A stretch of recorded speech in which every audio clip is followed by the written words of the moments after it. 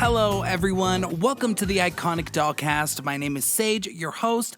Welcome back to another episode all about dolls. Thank you so much for listening.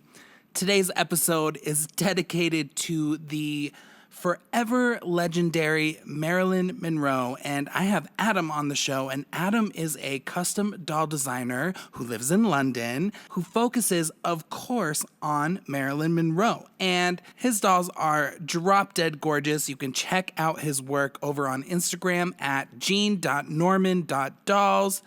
And what's really great is that the day this episode comes out is in fact Marilyn Monroe's birthday. I mean, just what a privilege to be chatting about such an iconic and important pop culture figure.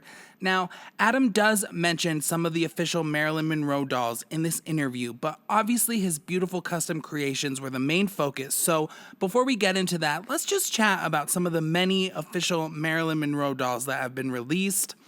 Several companies have released official Marilyn Monroe dolls over the years, often commemorating her most, iconic looks and film appearances. Of course, Mattel has at one time or another had the license rights to produce Marilyn dolls that were released, I think 1997 to about 2011. They had several dolls. Let's see here, 4 different collections, and there's multiple dolls in each collection, so Mattel has done a lot for that. Franklin Mint has also produced several high-end and quality dolls starting in the late 1990s. The Tonner Company had the license from 2007 to 2011-ish, which is interesting because I believe Mattel was releasing their dolls around that time too. Also Integrity Toys. Now, some of these dolls are not bad, but some of them are definitely much cheaper and more tacky looking. And Adam and I do discuss a little bit about how Marilyn Monroe just cannot be tacky. So some of those dolls really work against that, but they're still, of course, very iconic looks. If you saw one, you know what it was. Adam and I are also going to talk about some of the maybe more tacky decisions that have been branded with Miss Monroe's image recently. And we're also going to talk about how Britney Spears looks so much like her and just all the hard work and effort and passion that goes into custom doll designing. So we're going to jump into this right now. As always, please follow me on Instagram at iconicdollcast or Britney Spears Custom Dolls. You can follow me on TikTok at Britney Spears Dolls. And here is my interview with Adam all about Marilyn Monroe dolls. And once again, happy birthday, Marilyn Monroe. You're an icon, forever legend. Love ya. All right. Today I am joined by Adam, and Adam is a doll designer from London who makes incredible custom Marilyn Monroe dolls. And I'm so excited to chat with him today about his amazing work. So Adam, how are you doing today? Hello. Thank you so much for having me. I am really thrilled to be in the podcast, and I'm very well. Thank you. Good. And you're in London, right? Yes, I'm just north of London. London is way too big for me, and I live in a lovely little place, 45 minutes from central London. Beautiful. I've always wanted to go there, but I've never made it yet. Well, it's been around for 1,000 years. I'm sure it will be around for you to come and visit, I hope so. I'd love to come and see Little Mix if they ever do a reunion tour. Yeah.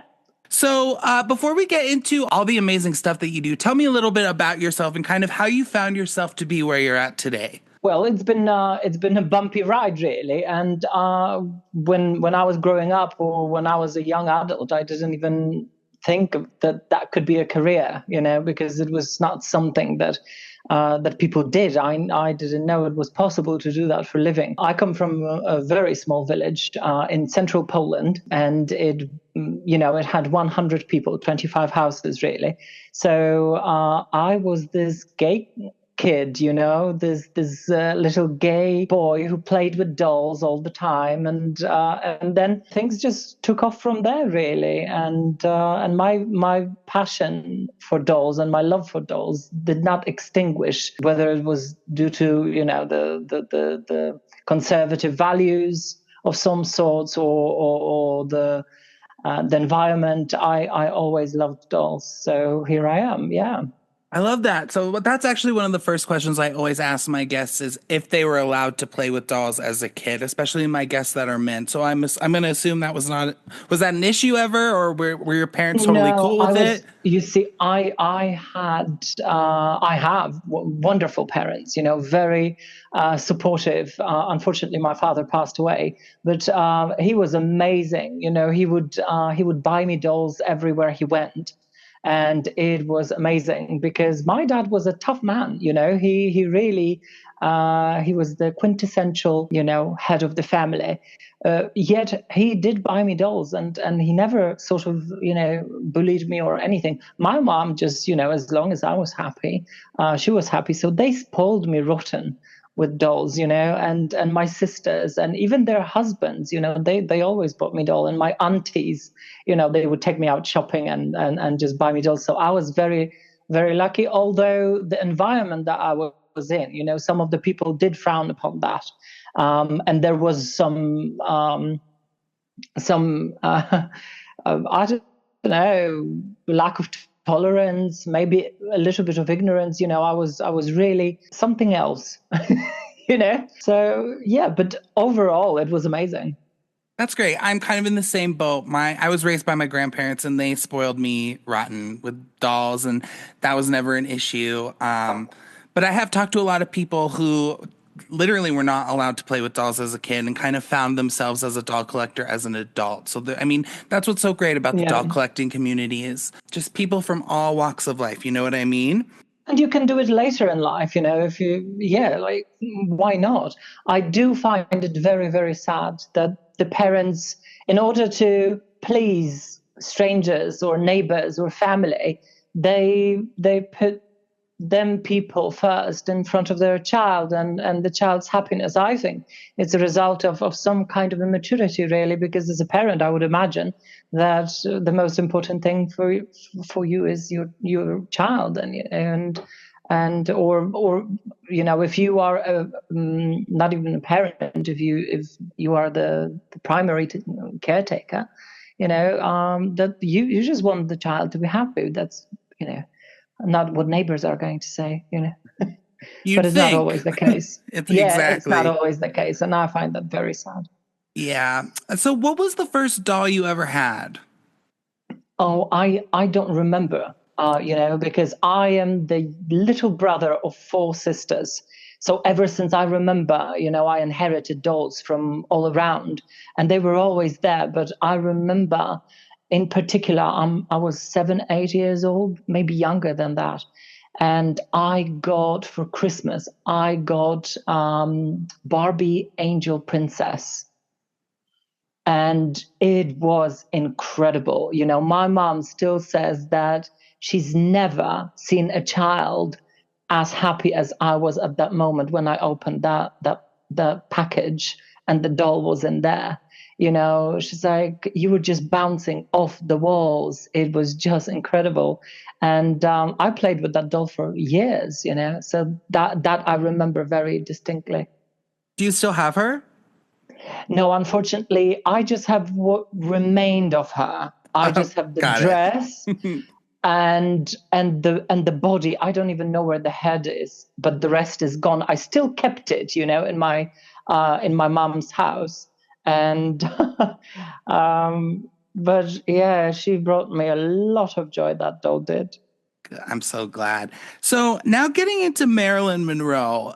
I mean, obviously, Marilyn Monroe is like, not even like, she is one of the most iconic figures in not even just pop culture history in general. Like she's a household name. She remains one. She is a permanent legend. Like there's no, her legacy will live on far past our days. And so I'm just curious, since you do focus on creating these amazing dolls, like why does Marilyn Monroe speak to you so much? Like what makes her so special to you? Today, it changed over the years because I became a fan when I was just a little boy, and as I was growing up, Marilyn was growing up with me, and the perspective was changing. But to me, it's her humanity, her courage, that she had, and the determination to make it, and to dream. She was unapologetic about that, and that really inspires me even today. And I do try to live my life like that too. And this is why I'm a doll artist, And Marilyn really inspires me to just to dream. That's it. Do you have like do you remember the first time you ever like saw her or like the first movie you ever saw? I'm gonna be so honest with you. I know quite a bit about Marilyn Monroe. I've gone on several deep dives and conspiracy theories about what happened with her. But I've actually only seen a few of her films. So I think it's something I definitely need to do just because they are so iconic. But do you remember like the first film you saw or like what the first piece of Marilyn Monroe history that came to you was?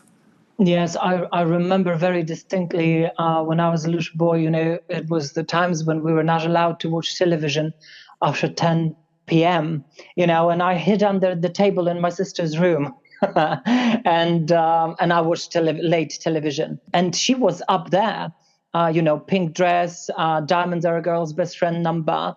And I was just in awe of her. And I asked my sister the next day, like, who was that? Who was she? This beautiful angel. And my sister was like, well, that was actually a lady who was playing Marilyn Monroe. And my sister was, I don't know, she was a young adult herself, in her 20s back then. And she had a fan magazines or something. And she showed me an article about Marilyn that had pictures in there. And I was just starstruck. And then I remember I wanted to know more.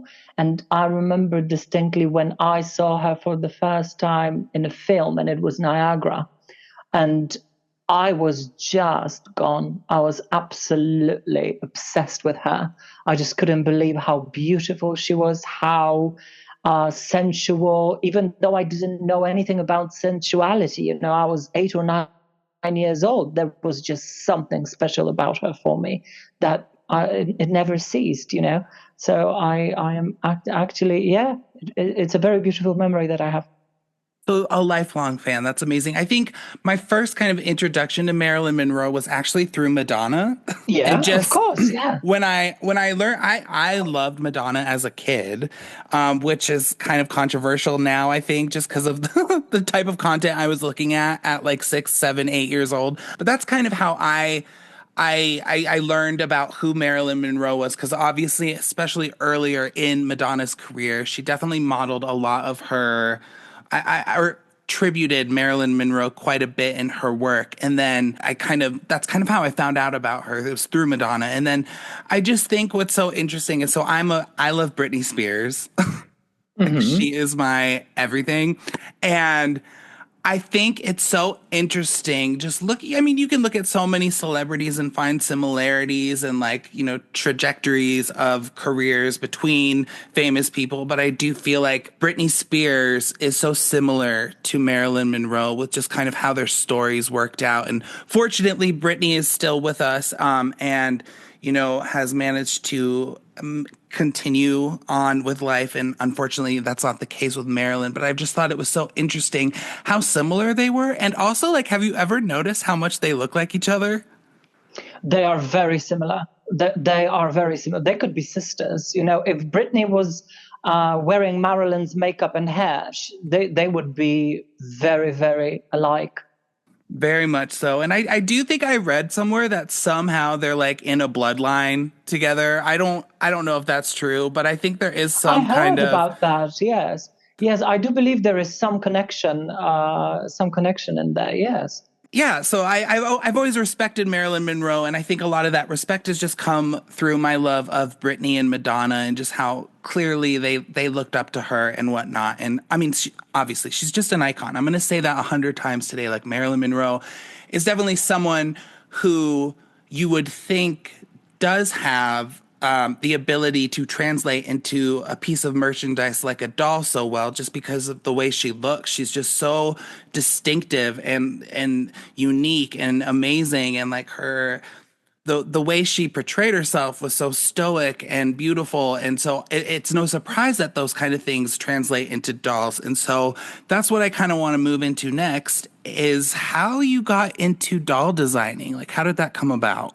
I did buy a doll of a known brand when I was 16 or 17, and when it arrived, the dress was beautiful, the hair was lovely, but when I looked at the face, I was like, well, that's not Marilyn Monroe, really.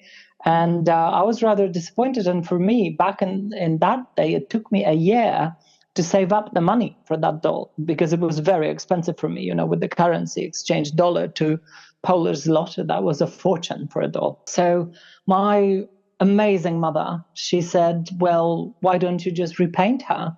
I was like, Mummy, this doll cost a fortune for me, and I am not going to do that because what if I spoil her? And my mom said, if you do that, I'll buy you another one.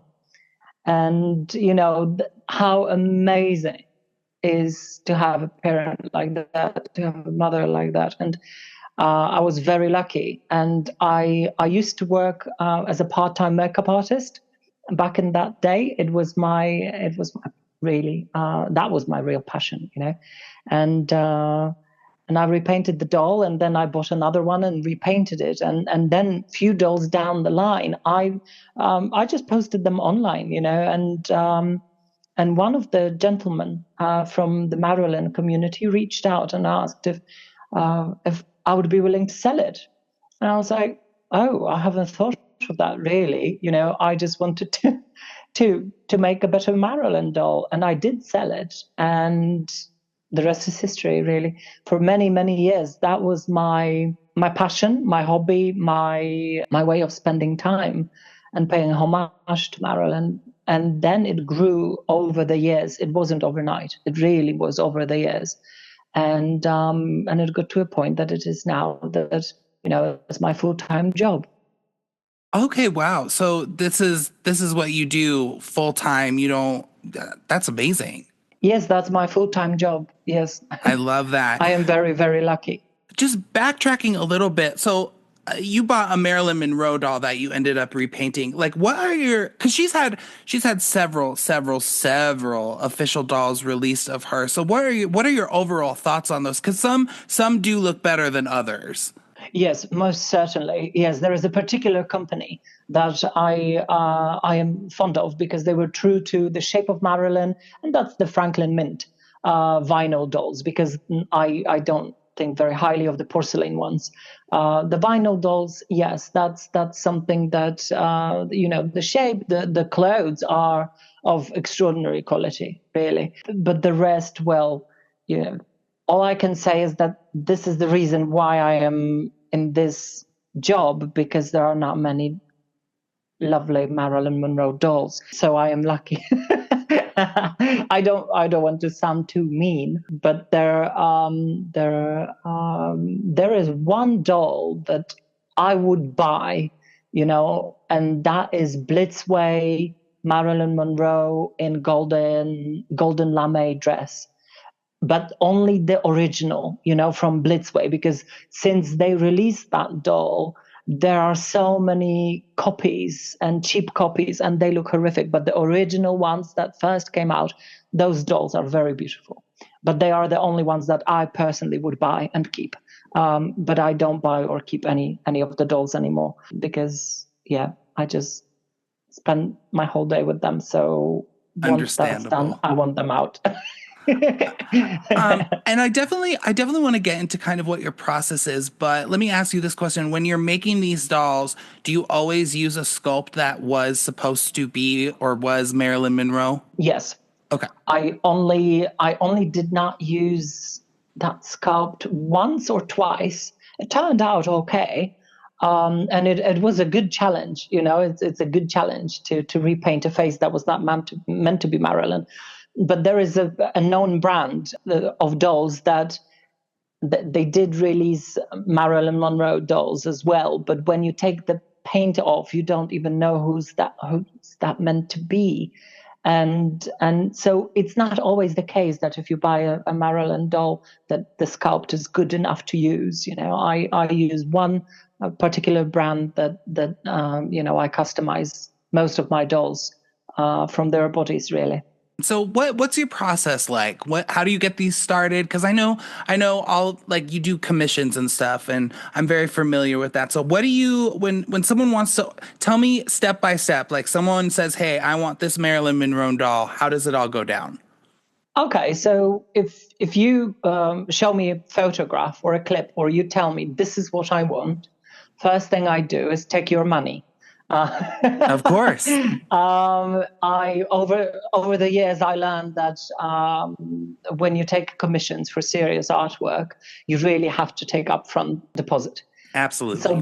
that would be, it's a security for me and for the client that this is a legal business and this is a legal transaction. So once that out of the way, I start my research, and the research is extensive because I really have to know what I'm and what I'm looking at. So I am doing, even though I've been a Marilyn fan for more than 25 years, I still have to really dive into, the shapes, the colors, the lines. It's very important that I get as many details correct as possible, that it's on point as much as I can make it. So the research can take some time, and then I start buying samples and doing tests, like color tests. I will buy different kinds of fabric. It's also crystals. It will be beads and stuff. I buy tons of these things just for one doll, so I can choose from. Unfortunately and fortunately, with internet sales, you don't have many shops that you can go to and actually browse through and get those things. I prefer to buy samples, like swatches of fabric and stuff, and then choose. I find it more efficient that way. So once all that is that I call it pre-production. Once that's out of the way, I move on to the doll and I strip it of any factory paint. I take off any clothes and the hair, of course, and I start from scratch. So I will start designing the dress, making a pattern of the dress. Sometimes I will end up making 5 or 6, because this is the first time I am doing it and I want to nail it. So there will be, to get the shape right, I will make 5, 6 dresses or patterns. So it really is pleasing when you look at it and corresponding to the original. So it can take a long time. Up to 8 weeks, 8, 9 weeks is the most extensive period in which I worked on one piece. So it is an exploration and quite a journey each time. Did you ever have a fashion background or anything? Because I did not. And so fortunately, with Britney Spears, like her costumes are definitely not as elegant or let's say high fashion as Marilyn Monroe. Britney Spears is more of an arts and crafts project, and that's why she works so well with me. Yeah.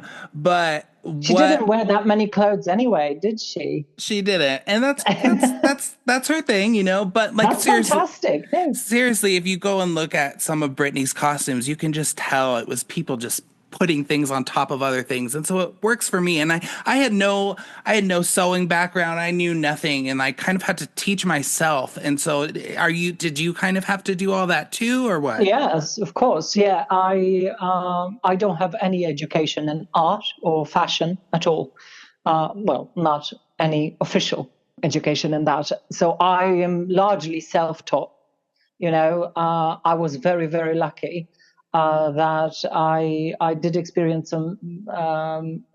Did experience. I'm very lucky that I was under a patronage, a mentorship, really, of an amazing artist, who taught me all the basics and who really guided me through the meanders of Marilyn's face and always read me to filth, which helped me grow every time, and I am forever grateful to him, and his name is Rich Ohana, who is an incredible artist, and I will be forever grateful because he changed my career, my life.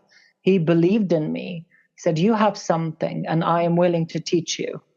And that's how it started professionally, and then I went from there. So I was very lucky.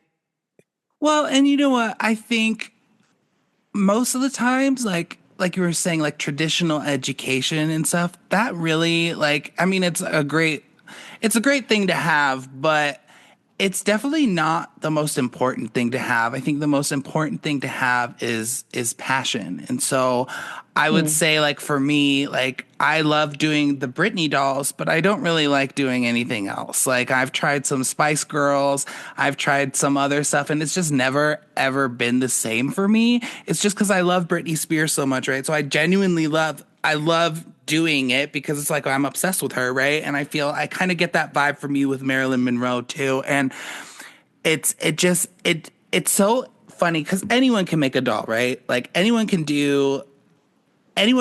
put something together that they love, or anyone can put something together just to do it. But it's when someone really loves something that you can tell it comes through in your work. Do you know what I mean? Yes, I really hope that it shows through my work that this is everything to me, everything, and that I really pay attention and to everything, to criticism. For example, I am very grateful for it. I embrace it because it's a learning process. There is always room for improvement, and I when it's constructive criticism, of course. I agree with everything that you said because I get asked often if I do any other stars or if I would be willing to. And I always say no, and I turn that down, and I send them to some other artists in the artist community who are amazing, absolutely incredible artists who do all of the celebrities. But I am absolutely and truly devoted to Marilyn. That's it. There isn't any other star for me. And that's fine, and that's great, and that's why your stuff is so unique. And so, what are some of the challenges that you face on a daily basis working on these dolls? Because it's not, like I said, anyone can kind of throw something together, but to truly make something great, you have to have a lot of passion for it. And sometimes with passion comes a lot of stress. So, what are some of the things that stress you out on the regular? Perfectionism, that stresses me out because Marilyn was a perfectionist when it comes to her work, and so am I. So I have to be mindful of that because it burns a lot of energy. And the challenges, everyday challenges, I think, if I'm honest with you, the biggest is to get to the studio in the morning on time. Oh, I procrastinate badly. I really do. I really do. And I think that's one of the biggest challenges because once I sit down here, this is where I work. Unfortunately, people listening won't be able to see it, but this is where I spend my life, really. Once I get here, I'm fine. It's just getting here that is the most challenging thing every day. But scaling it down a little bit, it's this translation from a human form and human world into the doll one, so it looks like the real item. It looks like real eye, for example, with makeup. That's challenging, but that's also one of my favorite things in what I do, because it's interesting. It keeps you on your toes all the time. But sewing, I would also say sewing, because I have no formal education and I had to sort of teach myself how to sew the garments. And my God, for the scale and the curvature of Marilyn's body, that is a challenge. Like I said, sometimes I have to make 5, 6 patterns until it finally works one time. So there are a lot of challenges. Yeah. Absolutely. And I find like One thing for me that was really hard was fabric specifically, because obviously different fabrics work different ways, right? And that's something I didn't really understand at the beginning of what I was doing. And I mean, if I sat down with myself 7 years ago, I would be like, what the hell are you doing? Like, you cannot use this for that. But it's like, I didn't know, right? And I think another thing for me personally is like, I don't think it's hard, but I don't enjoy rerouting. I know a lot of people do.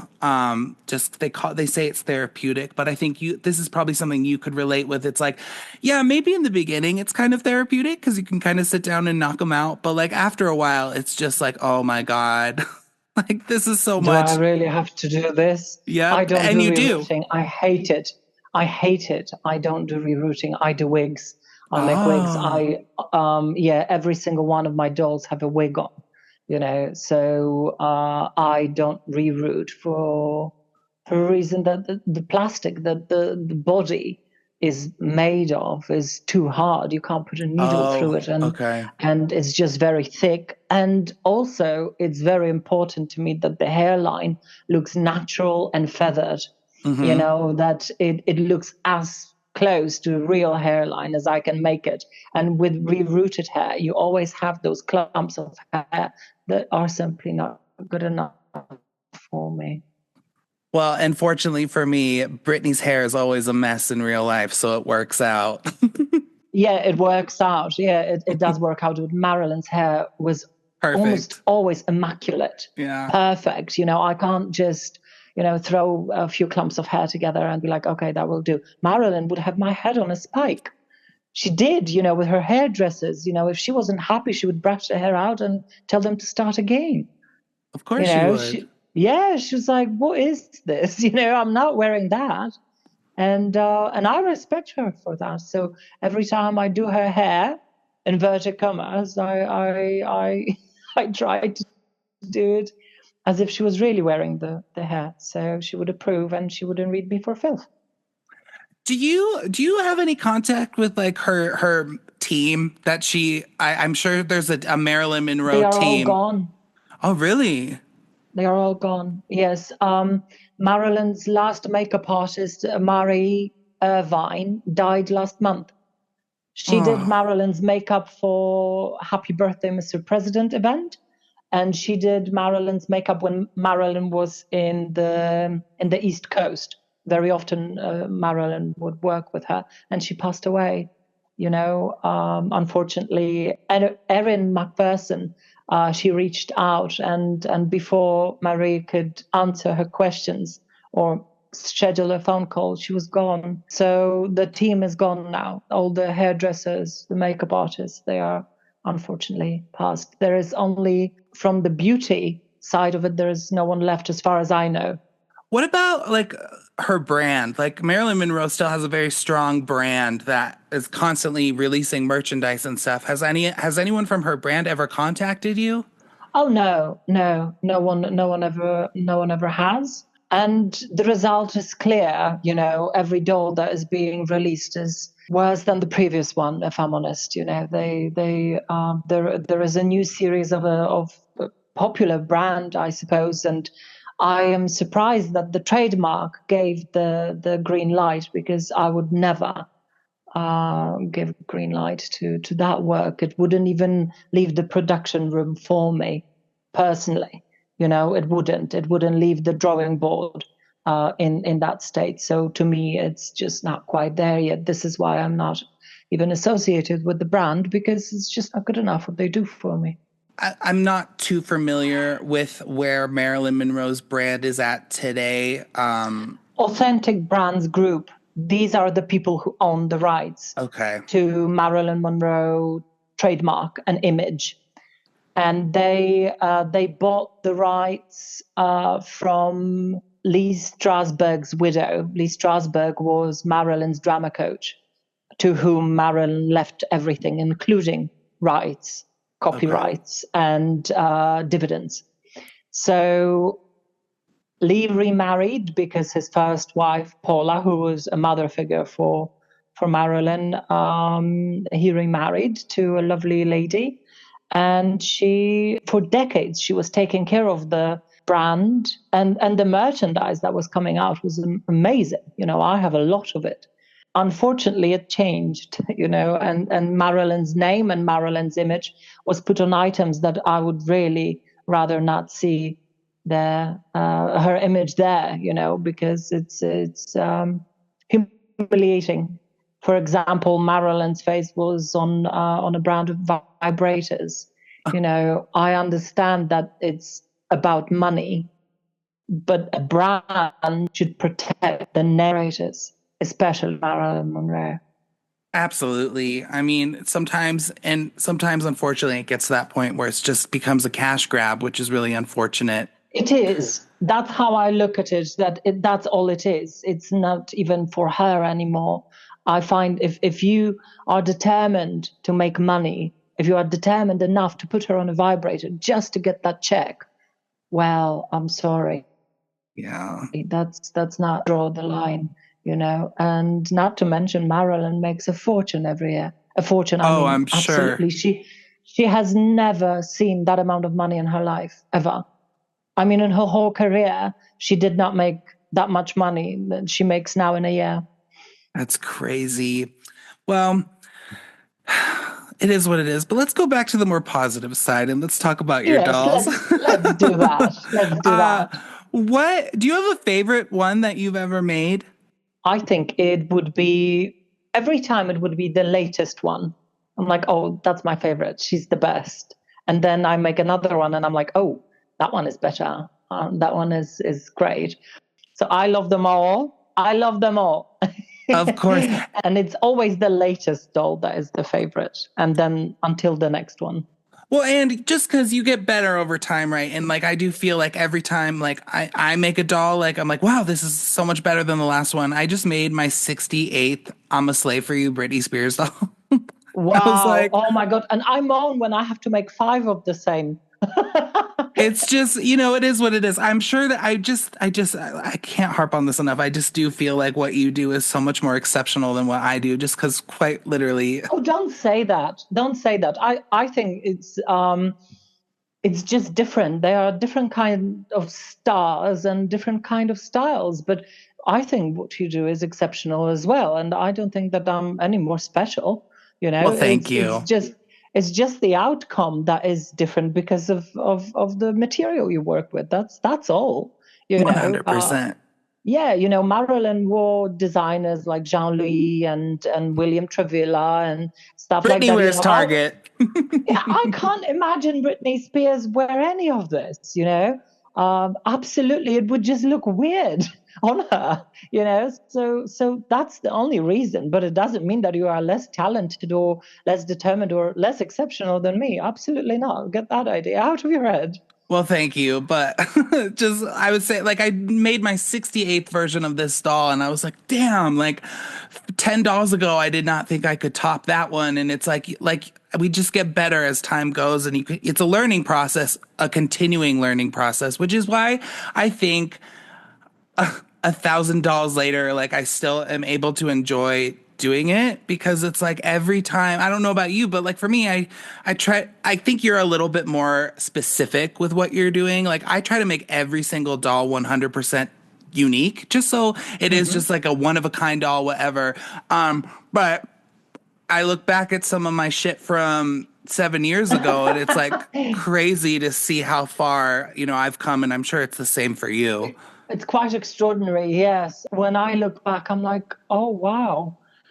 I did make progress because I have a tendency of putting myself down because it's never good enough, and I have to remind myself that once I think I've done it, I made it, and that there is no improvement, I should change my job.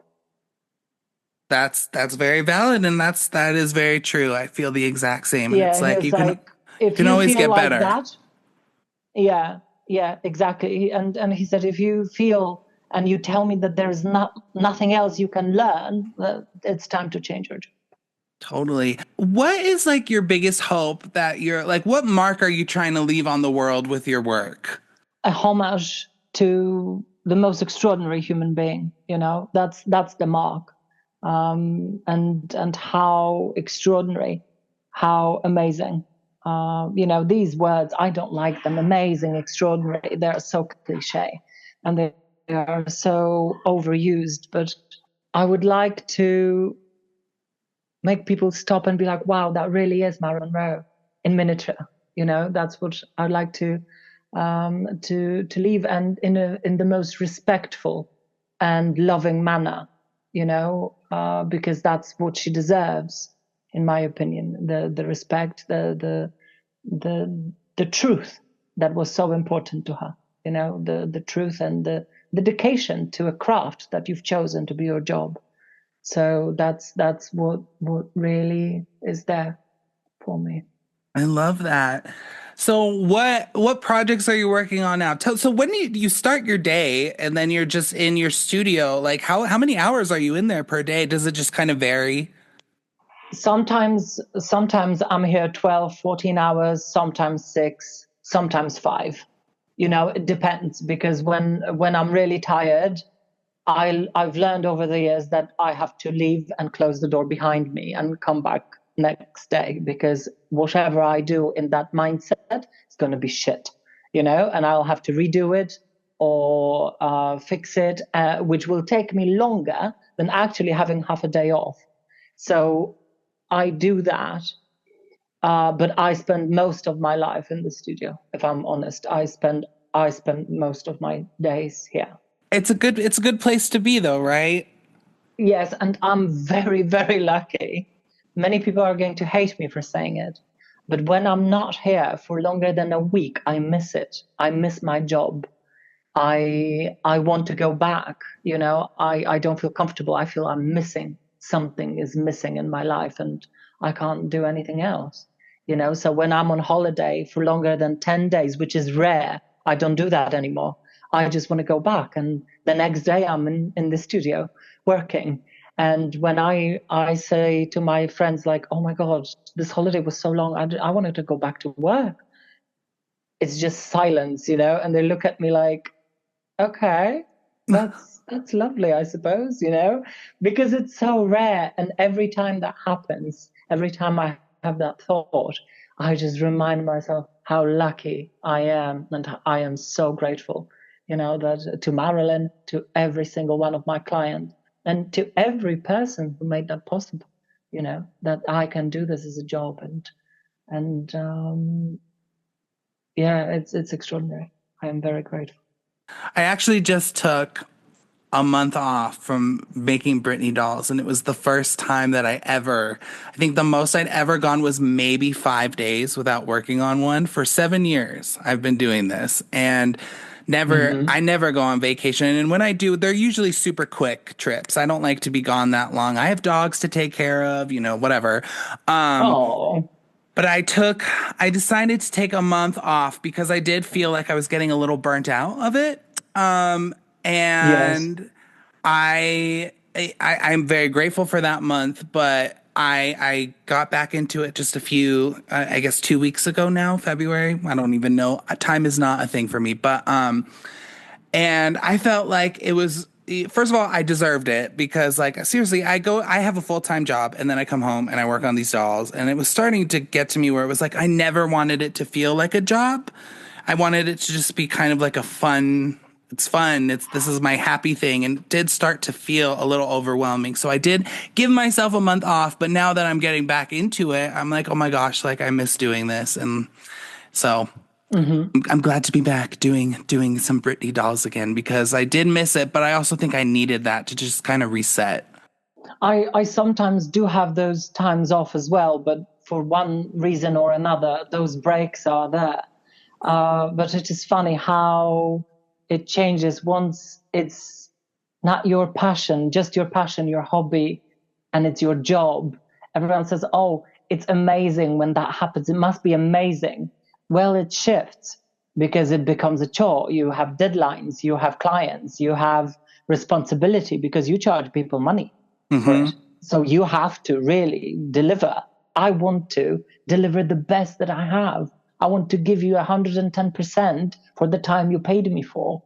and if I can do it better, and I know I can, I will. And I'll redo it, remake it, and you'll get the doll that at that particular moment in time was the best I could deliver. And that's very important to me. But yeah, once that shift happens, when you don't do it just for fun, you do it as a job, it can get overwhelming, definitely. But I wouldn't change it for the world, Absolutely not. Of course. Well, Adam, thank you so much for doing this. I just feel like your work is so incredible, and I think everyone's gonna love this. So please tell them where they can find you so they can see all your stuff because it's really, really incredible. Thank you. Thank you so much for having me. And you can find me on Instagram at Jean Norman Dolls, and same on Facebook, Jean Norman Dolls. That's my page. And please follow. Yes, please do. Well, thank you so much for having this chat with me, and we'll keep in touch. Sound good? Thank you. Yes, absolutely. It was amazing to be here. Thank you. That was great. Thank you so much, Adam, for coming on the show and talking about your amazing work and also talking about Marilyn Monroe. I can tell you are just obviously, just a true, genuine Marilyn Monroe fan, and your passions and your talents really come out in your work. So thank you again so much for being on the show. Next week, guys, I am actually not sure which episode I'm putting out. I'm doing some last minute recording stuff, and if I can make it work, I'm going to squeeze something in next week. If not, I have plenty of episodes to pull from, so I'm really not sure. It's going to be a surprise to you and me which episode comes out next week, but I will have one, so stay tuned for that. As always, follow me on all the things. Please give me 5 stars. Leave me a nice review if you're enjoying the show. It really helps, and I will talk with you guys next time.